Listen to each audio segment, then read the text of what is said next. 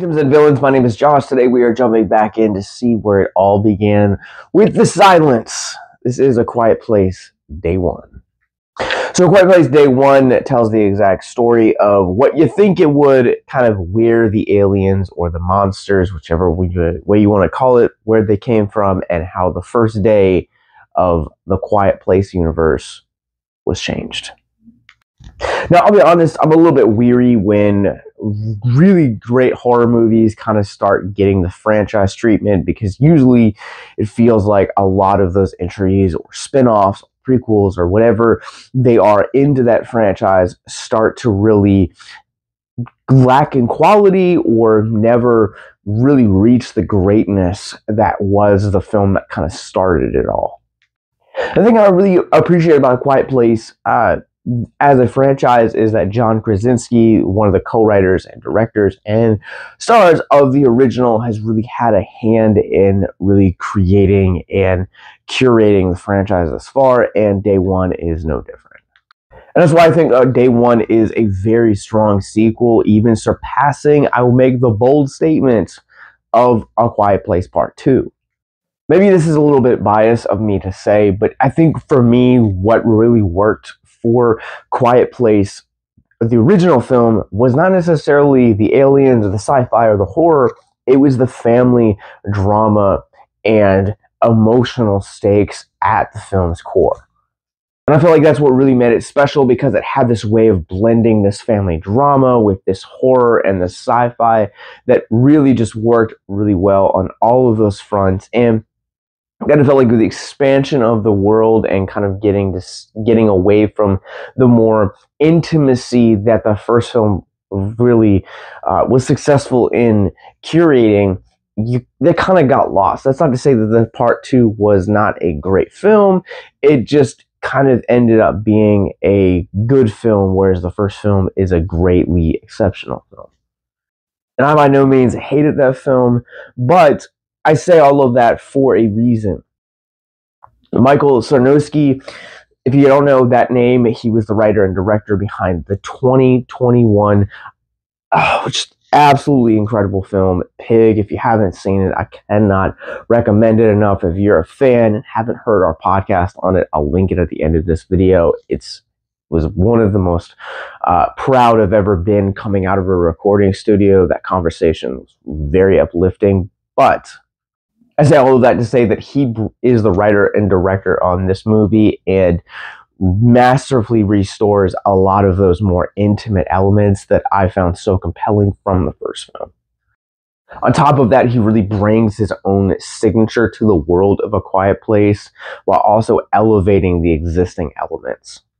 If you've seen Pig, then you know that Sarnoski is a little bit of a unique storyteller, kind of bordering on the philosophical, almost Lynchian bit of storytelling. And to see that in mixture or in conjunction with A Quiet Place and this universe, it makes for a really incredible entry into this, and also it is an extremely high faith for future storytellers to join this franchise. Again, with this being a film that returns the franchise to its more intimate roots, the cast is small, but the cast is incredible, to say the least. Lupita Nyong'o and Joseph Quinn star as complete strangers, kind of navigating the world through this rather very strange occurrence with aliens. Nyong'o is kind of our star. She's kind of the through line throughout the entirety of the film, and it's one of the most satisfying character arcs that I've seen in a very long time. And I would equate her arc in this movie through very much into Nicolas Cage's Robin Felt from Pig.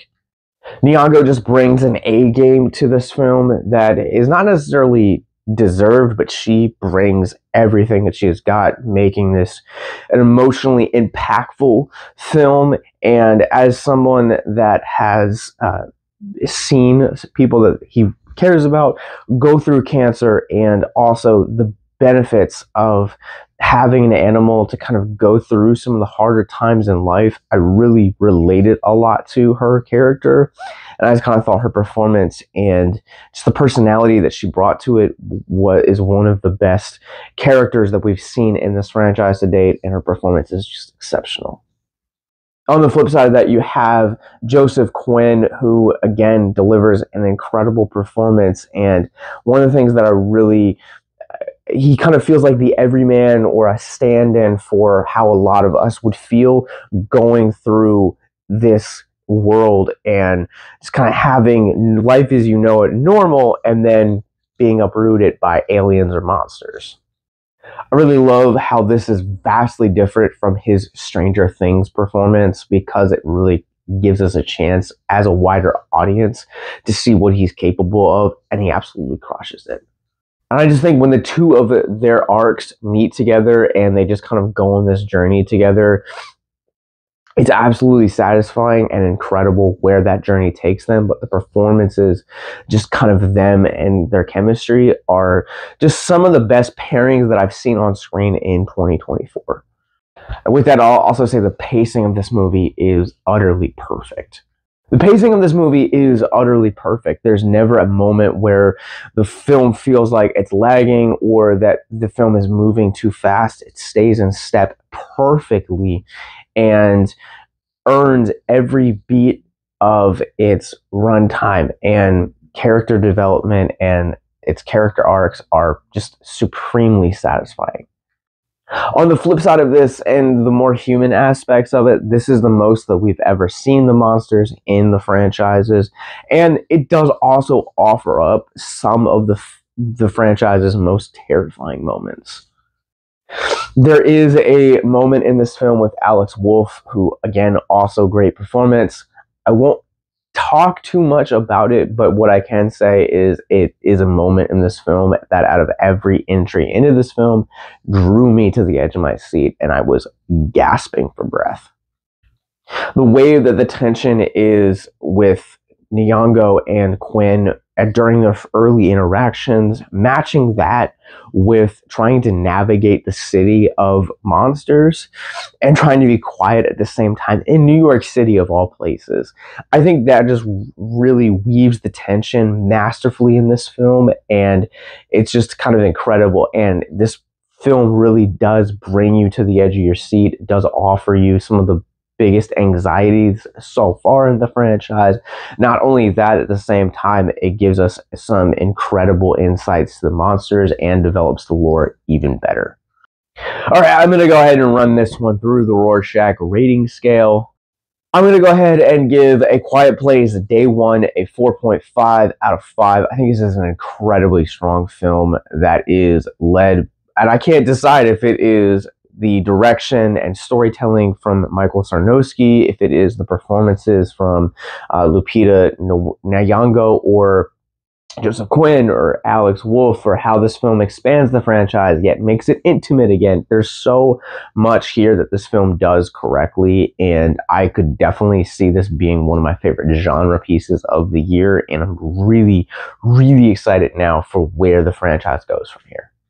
All right, if you guys have seen A Quiet Place Day 1, what did you guys think? Comment below and let me know. But let's talk about mental health.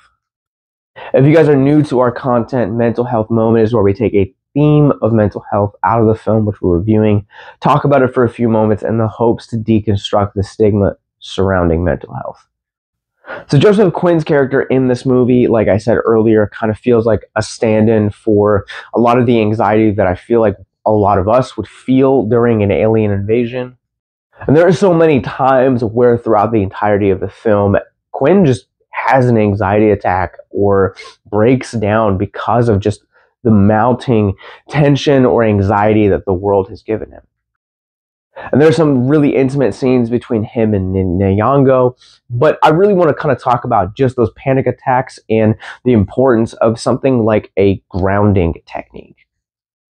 For those of you guys that don't know the technical terms, so please take what I say with a huge grain of salt, but I'm going to roughly explain to you what a grounding technique is. A grounding technique is what I would refer to as a form of meditation. Essentially, you are closing your eyes and you are really bringing yourself back down from the moment of anxiety that you're currently experiencing by summarizing all of the other senses around you. So what am I smelling? What am I feeling? Where am I? What am I wearing? You know, really elevating a lot of those other senses to kind of remove yourself from the source of anxiety. I've had grounding exercises that have taken me during anxiety attacks anywhere between 2 minutes to 5 minutes. It's always going to vary from person to person, but it's all about essentially recalibrating yourself and redirecting your focus on things that you can control and things that are within your reach at that moment. So next time you feel like you're just having an overload of anxiety or a panic attack or anxiety attack, deep breaths in, deep breaths out, and try a grounding exercise. It does end up working for Quinn in the movie, in case you are wondering, and sometimes mental health resources can be something as simple as meditation or a grounding exercise, and they're completely free to you. But if you need more resources, in the show notes below, you guys will find links to our mental health resource library. This is the reason why we do this. So if you or someone you know is struggling with suicide, addiction, self-harm, or depression, click those links in the show notes below. In the show notes below, you guys will also find the subscribe button to subscribe to us right here on YouTube. Also links to our movie reviews, our podcast, a library, all of our social media, upcoming events, and also how to support us financially here on Patreon at patreon.com/victimsandvillains. That's all that I got for you today. So until next time, remember to keep it classy and keep it spooky.